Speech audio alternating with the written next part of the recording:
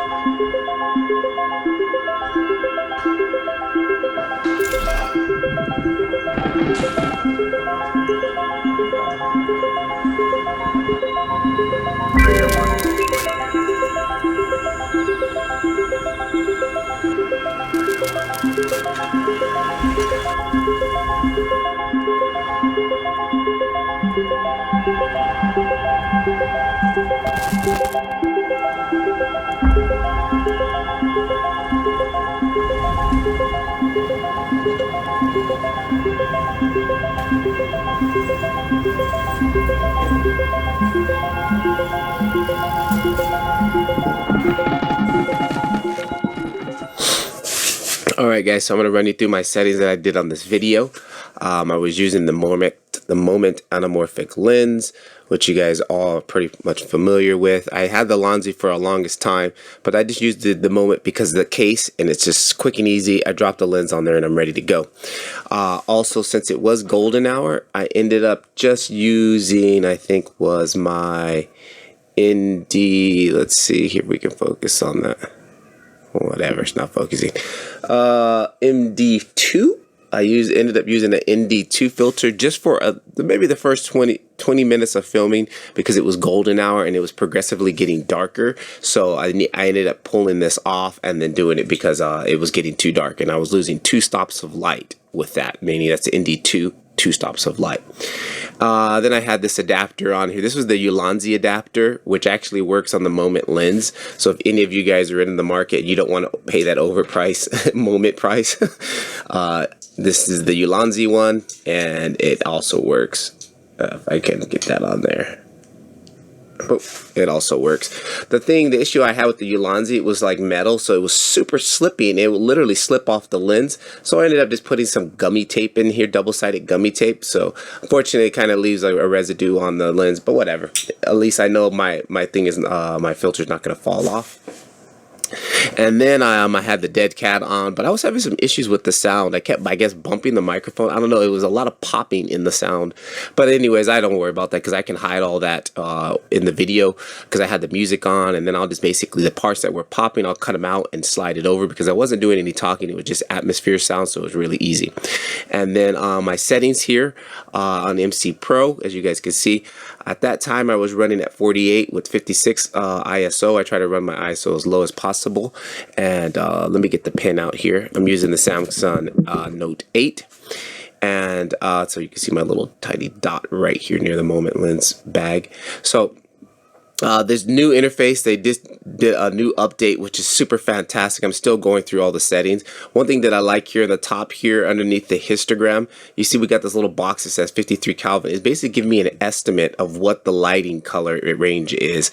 And then if I jump into my thing here, I'm in the manual mode. Normally I will set this, for the video I had set this on cloudy. I think I was on cloudy because I wanted my highlights to have a little bit of blue to it. So if I click on that, I think I was on cloudy, but right now at the moment I am on manual, and then it's kind of telling me, okay, the color range is around 48 hertz or something like that, 48 Kelvin, so that I go on down to about 48, and you can see it's kind of adjusting, but it's getting close as possible to what it's actually looking like in the room right now, which is cool. I think that's something new that they've added. This LUT button means, like, if I'm using, for example, I ended up filming at ML60 was my profile, and then if you turn off LUT, then you can kind of like their replacement LUT. Something, it seems like it was a little bit darker earlier, but whatever. I normally turn it on just to see what my shot's going to be, if it's going to be overexposed or underexposed. And one thing I just recently found out here, I do run with if you click here, right, and you click on the bottom here, sharpness and noise reduction, I normally run them off. I have all that off, sharpness off, noise reduction off, because I think the video is too sharp. But quickly, what I noticed here, I can actually change. I can go and add in some stuff here. So we got the blur radius. So I'm gonna think on my next video, what I'm actually gonna do is run a blur radius of 1 and a strength, just probably like a little bit, probably maybe in the max 5. I don't know, I haven't figured it out yet, just to soften up the video, and that gives it a more filmic look. You know, it definitely takes it away from looking like a cell phone. Cell phone video is just way too sharp. I've always preferred to run, even when I ran Filmic Pro, I always ran noise reduction and noise sharpening off. I always leave it off. And what else did I do? One tip that is very helpful, I always, the false color, this is new, but you can see here all these colors. Blue, if you look up on the top here on our histogram scale, is very dark, underexposed. Red would be very overexposed. You want to try to keep it in the middle there. You know, so that's kind of the thing. When I'm filming at night, it's kind of tough to do that. You really got to play with the light and find out what works for your phones. But my settings were, I ended up running at, with the GPU, 24 frames FPS, and I was running at 3264 by 1836, 6:9. I think this is 2K. I'm not sure. I know I can run all the way up to, I've already done some testing. Where is it at? I've done some testing. I can run up to stylus here. I can run up to 43. The stylus is getting on my nerves. Let's get back to my finger. Where is it at? Where is it at? I just passed it. Okay, 4032 by 2268, 6:9. That's the most I can run at. 4K, I think. But the issue with that is running that high, it struggles on editing on my laptop. I have to make proxies if I'm going to edit anything that high. So I just do it in the middle. I find a happy middle because I don't feel like making proxies and stuff like that. So I do like a 2K, and I still have to make proxies depending on how long the video is. And then I was running at D-Squeeze at 1.33 times.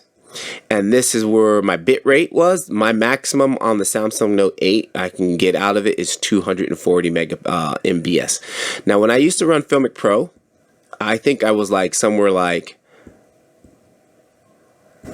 75 or 50. I think I was at 50 or something. I don't know what I was at, but I know I wasn't running the max. So I've tested it and find out what my maximum I can go is, and my maximum that I can go is 240. If I go anything above that, 300, for example, processing, it's not going to work. It's not going to record. So that's the max that I can go on the bit rate. So, which is nice, and that's a big difference. It's a big difference of running at the 240 higher and versus where I used to. Noise reduction off, hot pixels on fast. I'm really not too sure about that. I don't know what that setting is. Sharpness on off, iframes at 48 each. So that's pretty much my settings. And then audio, I just use the mic. So, and then I have my my levels set at pretty much normal. And one other thing that I liked with this app is super fantastic, man. This app is so cool. I like using I've been playing around a lot with the different grid ratios for, you know, 3:9, and then, you know, sometimes I even 4:4. And I recently like playing with the golden spirals, which is really cool. So just trying to get out of my comfort zone and do some other different stuff. And what else do I change? I've actually changed. This is awesome. This is awesome. My margin. So when I have my dead cat plugged in with my microphone, it blocks a little bit of the screen on this right side here, on the right side of my screen. So I bumped this over. I bumped the whole interface over a little bit, which is fantastic. I love that.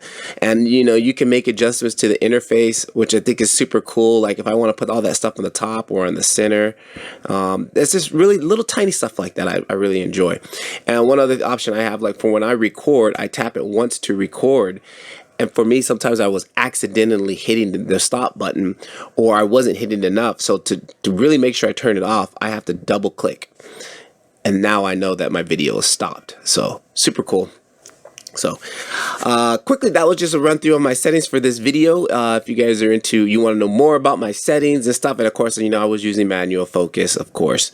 And you guys want to know more about my settings, let me know. Drop down on down in the description, down in the comments if you guys got any questions. Patrick Levar, a little under the weather, super tired, been getting up really early in the morning with my daughter, but hey, that's life. Keep filming. I'll catch you guys in the next video. Thank you guys for all your support very much. Thank you. Peace.